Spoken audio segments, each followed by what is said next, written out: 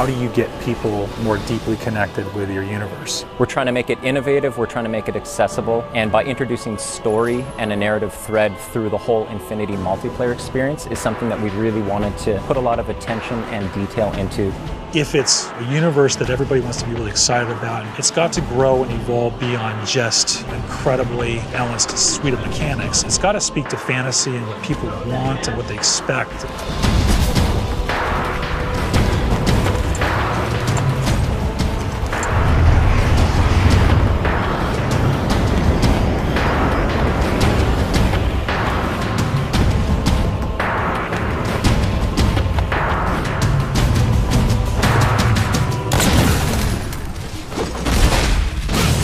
Something we really wanted to do with Halo 4 was to bring a new perspective to Halo multiplayer. Flight assassination! The high-level philosophy for multiplayer was that we wanted to unify the competitive and cooperative experiences under this one big narrative banner that we call Infinity. The Infinity is a UNSC ship that is home to the Spartan 4 program. Really try to contextualize multiplayer in such a way in which it doesn't feel like abstracted game mode off to the side. It feels very much part of the same universe. We knew we wanted to expand the audience as far as we could, but still satisfy the core as much as possible. We had to break everything down to line-by-line evaluation of our current scripts and redefine that core loop to not make it like Halo 2 or like Halo 3 or something in the middle, but make it Halo 4. Halo starts with a philosophy that we've upheld, which is that your gameplay mechanics are consistent across every mode, so they don't change. We want to give players the power to choose which weapons they take in. People have their own personal favorites. It's a growth system in that you're unlocking customizations for your character, you're unlocking new weapons and abilities, but that's also helping to train you how to use those over time. You have armor abilities and armor mods, which are sort of under the hood modifications to your armor that give you abilities, give you passive changes. And then that completely fit in with our new scoring system. There's a lot of actions players take in multiplayer that contribute but don't necessarily put a score on the board.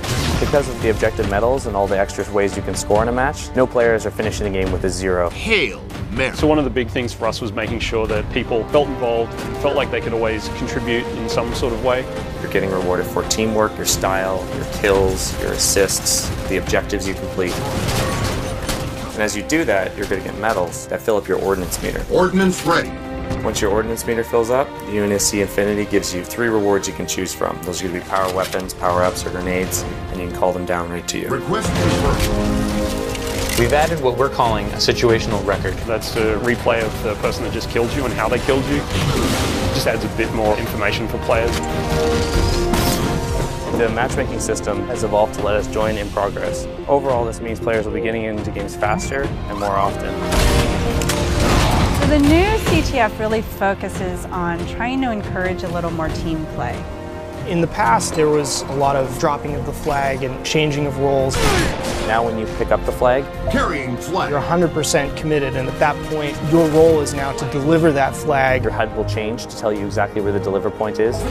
Everybody can see exactly what it is that they're supposed to do. If you don't have that flag, then you'll still get points for helping your flag carrier, driving him around, assisting him, saving his life, returning your own flag, defending your flag against the enemies.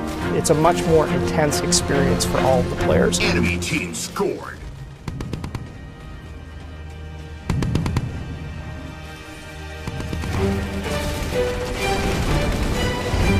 Probably the biggest focal change is that we're trying to build more vehicle-friendly maps, and then to go with that we've got a new mode called Dominion. Dominion is everything we loved about big team battle mixed with objective-based gameplay.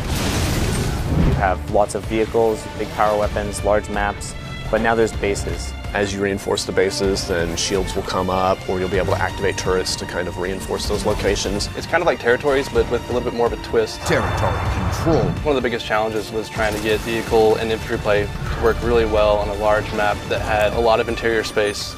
In Longbow, for example, all the bases in Dominion are fully thought out features in the map, and that really lets you get that break-in and defend gameplay. The idea was to try and make sure that the team started here or here. The paths that they could take in between involved great pinch points, places where the vehicles would automatically run into each other and jump over each other.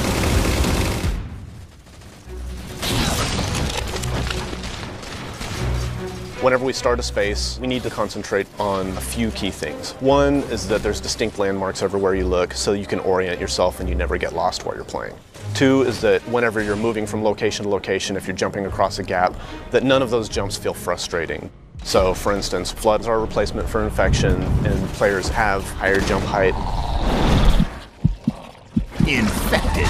We needed to make sure that we could make a map that you're always going to hit your target, you're always going to be able to move around smoothly. Flood is a spiritual successor to Infection. We knew how popular this mode was, we knew it had a lot to live up to, so we didn't want it to just be a Slayer variant anymore. The ground up, it's a new script, it's its own mode now. And now when you're Flood, you get this new character model, you get a big claw, which you can completely slice the survivors in half with. If you look at the model, there's a set of fingers gripping the top of it. The idea being it's kind of been an explosive growth. As soon as they get infected, it just kind of pops out of them. There's like little teeth inside now. In addition to all of the new elements that we're adding to Halo 4 multiplayer, we're bringing back and improving a bunch of old favorites. We're bringing back King of the Hill and Oddball. With Oddball, we also wanted to incorporate all the elements of our new scoring system. We were looking for ways to make it a team-based experience like never before. Instead of just running away and hiding, now players get points for passing, catching, intercepting the ball. It completely changed the landscape. We're working with Certain Affinity to build content for multiplayer. It's a pretty huge undertaking. Certain Affinity's been a great partner to 343 for many years. They worked with us on the Defiant map pack and Halo Anniversary. For Halo 4, they helped us with a bunch of multiplayer and Forge maps. And one of those maps will have a Griffball core in it. Gain the lead.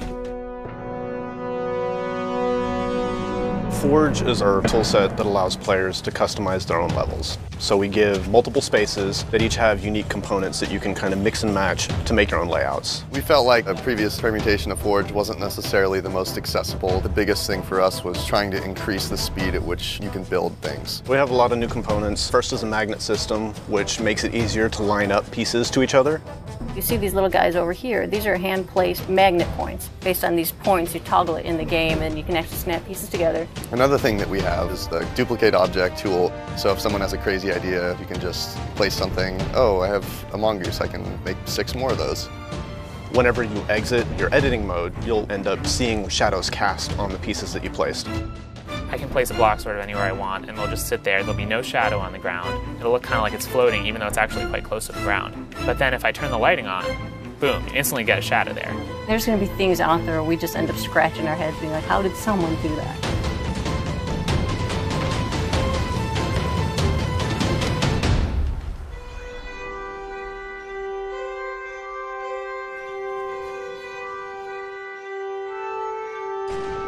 In the tradition of remaking maps, we've chosen to do Valhalla, and this time we're calling it Ragnarok.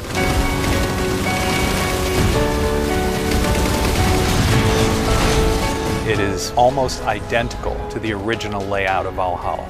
We fine-tuned things for jetpack and things like that. But the biggest change to this map is the addition of the Mantis. Mantis is probably the biggest new sandbox toy we have this time around. When you walk up to it, you'll see it sitting on the floor, and so you hop in this hatch in the back. On its right hand, it's got an enormous UNSC chain gun, and then on the left side, it's got a 5-canister rocket pod. You can use both weapons at the same time, and the rocket pod itself, you can charge up and actually fire all 5 rockets at once.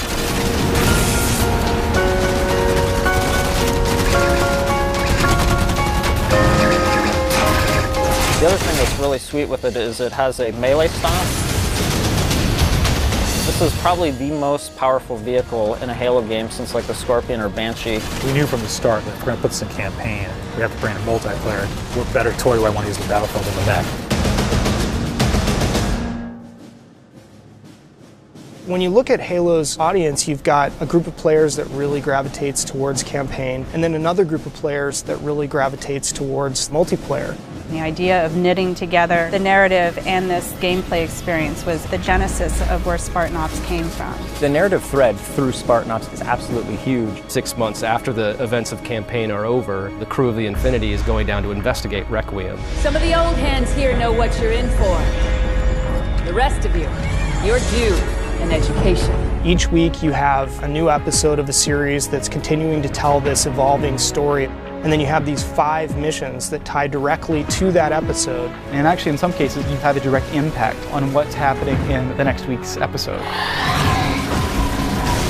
relax yet. You've got more hostiles headed your way. There are both creative challenges and production challenges. One is it's just a huge amount of content. We have, 50 missions that we're developing over the 10 weeks of the Spartan Ops season.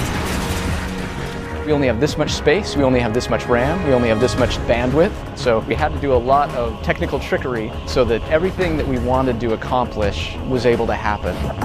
We want you to feel invested as part of the story. We wanted players to feel like they're accomplishing something. You rise up through the ranks, and once you get up to 50, we have what are called specializations. Specializations are kind of the end game for your Spartan career. Each specialization has an armor set, a bunch of emblems, an armor skin, and probably the biggest thing is that you can also unlock an extra armor mod. You can actually have a little gameplay item. Are you a vehicle guy? Are you a sniper? Are you someone who wants to level up faster? We actually have a mod that lets you earn XP a bit faster. It's more about specializing how you play at that point rather than the core gameplay mechanics being modified. So all the choices that you're making carries into the Spartan Ops experience. I'm going to tune in every week. We'll experience a story together for the first time as friends, and then we'll go play together as friends. And so this sort of new version of the water cooler. Spartan Ops will be one of those pinnacle moments for us in the franchise of creating new expectation for gamers and really delighting people with just great new functionality.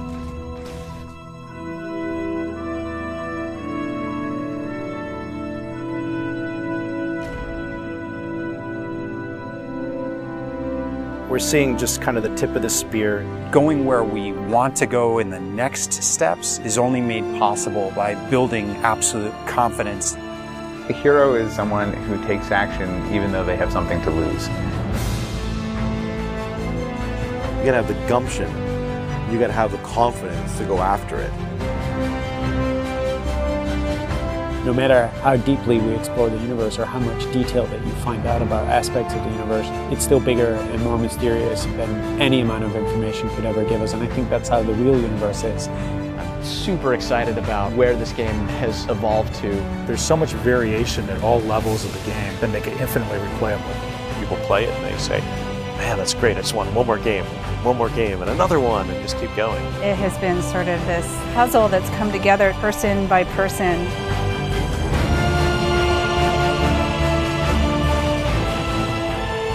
To me, that's the most fun thing, is seeing people play it, enjoy it, and have fun. And you know it just started with that single spark, that single sentence from one designer to another.